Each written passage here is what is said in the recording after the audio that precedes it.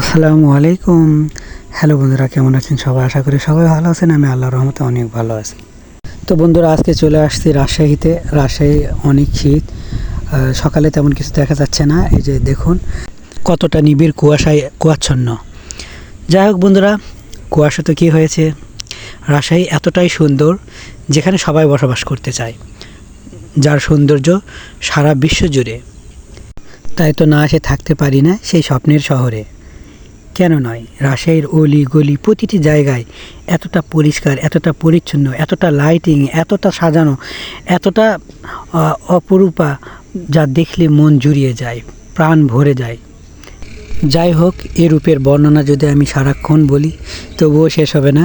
এটা হলো মুক্ত মঞ্চ। আসলে মুক্ত মঞ্চে আসলে মনে হবে আপনি স্বাধীন, মুক্ত। কারণ এখানে কারো বাধা নেই, কোনো দ্বিধা নেই, কোনো দ্বন্দ্ব নেই।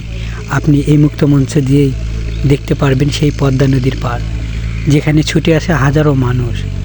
আর গাছগাছালি, রাস্তার কথা কি বলবো, আপনি প্রতিটা গাছ দেখুন, এত সুন্দর, এতটা সবুজায়ন, এতটা স্নিগ্ধতা ছড়াচ্ছে। মানে রাজশাহী পুরাটা শহরে নাম না জানা অগণিত গাছের সংখ্যা, সারি সারি, যা কোথাও তেমন একটা দেখা যায় না। যাই হোক, আমি খুব সকালে গিয়েছি সূর্য দেখার জন্য। গিয়ে দেখি সূর্য উঠছেই না, কুয়াশা ভরে গেছে। আর দেখুন গাছে পাখির বাসা বেঁধে রয়েছে। পাখির বাসা দেখতে অনেক সুন্দর লাগছে।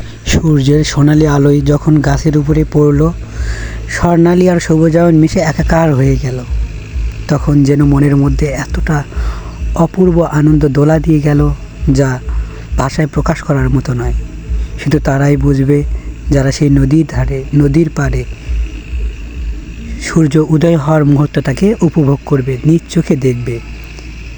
আমি জানি না এই গাছটা কি, লতানো গাছ। গাছে কোনো পাতা তেমন দেখি না, আমি নামও জানি না, কিন্তু অনেক সময় তাকিয়েছিলাম, চেয়েছিলাম গাছের দেখি এত সুন্দর কেন। সৃষ্টিকর্তা যেন সকল রূপ দিয়ে, সকল সৌন্দর্য দিয়ে এই রাজশাহী শহরকে সাজিয়েছে, যার প্রতিটি বাঁক, প্রতিটি মোড়, প্রতিটি জায়গায় আপনি যেখানেই যান না কেন, সেখানেই আপনাকে আকর্ষণ, আপনাকে কাছে টানবে।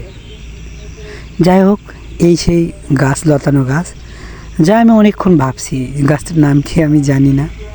যদি আপনারা জানেন অবশ্যই কমেন্টে জানাবেন। এটা হলো বাবলা গাছ, যা আগে অনেক গ্রামে অঞ্চলে, আমাদের এলাকাতেও ছিল, কিন্তু এখন আর বাবলা গাছ তেমন দেখা যায় না। রাজশাহী গেলে দেখা যায়, কারণ রাজশাহী নদীর ধারে বাবলা গাছ প্রচুর রয়েছে, ছোট বড় মিলে অসংখ্য। দেখুন কতগুলো ঝিমিয়ে পড়ছে, কতগুলো গাছ।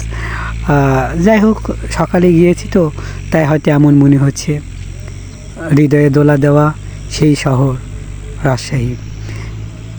শেষমেশ সূর্য উঠে গেল, আমিও পদ্মা পাড়ে গিয়ে পদ্মা নদীর পানি দেখতে পেলাম। কিন্তু খুব ভোর হওয়ার কারণে মাঝির দেখা তেমন একটা পাওয়া যায়নি। নৌকাগুলো সারি সারি ছিল, সেটা মুক্ত মঞ্চের পর। এটা তিবার দেখছেন তো। মুক্ত মঞ্চ থেকে আমি নৌকা করে, আমাকে বলা হলো যে ওই যে একটা চর দেখা যায়, ওই চরে যদি আপনি যান তাহলে ভারত দেখতে পাবেন। তাই আমি প্রশ্ন করলাম, আমার কাছে তো ভিসা নেই, তাহলে ভারত দেখব কি করে? আমি তো ভিসা করিনি। বলল মাঝি, বলে ও ছোট ভাই, কই আছো তুমি, কই যুগে থাকো, ভারত যাইতে ভিসা লাগে না। আমি বলছি ভিসা লাগে না, আবার ভারতও যাওয়া যায়? বাহ, বিষয়টা তো অবাক করার মতো। যাই হোক, তখন আমি অদম্য ইচ্ছা নিয়ে রওনা দিলাম ভারত দেখার উদ্দেশ্যে, নদীপথে নৌকা করে। মাঝি ভাই নিয়ে চলে ছুটে সেই নদীর বুক চিরে পানির মাঝখান দিয়ে যখন নৌকা যাচ্ছিল, দুদিকে দেখে এতটা ভালো লাগছিল, আর মনের মধ্যে দোলা দিচ্ছিল আনন্দে ঢের মতো। যেরকম স্বচ্ছ ঢেউ তার তীরে এসে দোলা দেয়, ঠিক তার চেয়েও মনে হয় আমার মন বেশি আকুলিত ছিল ভারত দেখার জন্য, যে ভিসা ছাড়া ভারত আমি কেমন করে দেখব। এমনিতেই রাজশাহীর সৌন্দর্যে প্রায় আমি পাগল, তারপর ভারত। যাই হোক, মাঝি ভাই আমাদেরকে চরে নিয়ে গিয়ে নামিয়ে দিল। আমি বললাম ভারত কই, এটা তো চর। মাঝি ভাই বলল ওই যে দূরে দেখা যাচ্ছে, ওই যে দূরে সীমান্ত। আমি বললাম ওই যে ঝাপসা ঝাপসা দেখা যায়। হ্যাঁ, বলছে ওইটাই ভারত। আমি বললাম ও, তার মানে এই চর থেকে আমি যে দূরে ওই যে ধোঁয়াশার মতো দেখা যাচ্ছে ওইটা ভারত। বলছে হ্যাঁ, ওইটাই ভারত সীমান্ত, এখানে আসতে কোনো ভিসা লাগে না। তখন বুঝলাম ভিসা ছাড়া ভারত। আমি কিভাবে দেখে আসলাম। বন্ধুরা, আপনারা যারা ইচ্ছুক ভিসা ছাড়া ভারত দেখতে, অবশ্যই পর্দার পাড়ে এসে মাঝিদের নৌকায় চড়ে সেই চরে গিয়ে ওই যে দূরে চতুর্দিকে ঘেঁষে আসে সীমান্ত, সেই সীমান্তটা দেখবে মন জুড়ে। বন্ধুরা, দ্বিতীয় পর্ব কেউ মিস করবেন না। রাজশাহী।